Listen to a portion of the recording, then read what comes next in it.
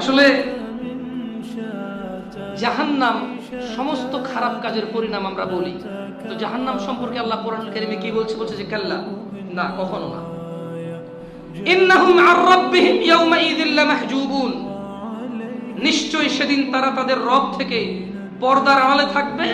সুম্মা ইন্নাহুম লাসালুল জাহিম, তারপর নিশ্চয়ই তারা প্রজ্বলিত আগুনে প্রবেশ করবে।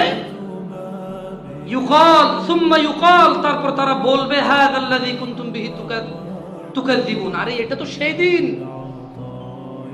যেই দিনের কথা আমি অস্বীকার করছি। আরে বেটা, মহিলাটার সাথে শুলি কি সমস্যা? বুঝি জাহান্নামে আল্লাহ আগুনে ফেলাই দিবে? যৌবন দিছে কে?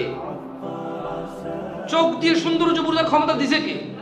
তো যুবক বলতেছে যে আরে বেটা, আল্লাহ চোখ দিছে, আল্লাহ বোঝার ক্ষমতা দিছে, সুন্দর মহিলার সাথে সেটিং করার জ্ঞানও আল্লাহ দিছে, সমস্যা কোথায়?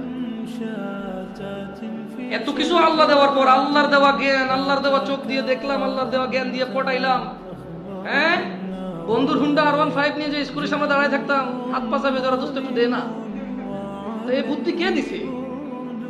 আল্লাহ দিছে না? এই বুদ্ধি আল্লাহ দিছে, তবে এভাবে বানানোর জন্য আল্লাহ বলে নাই।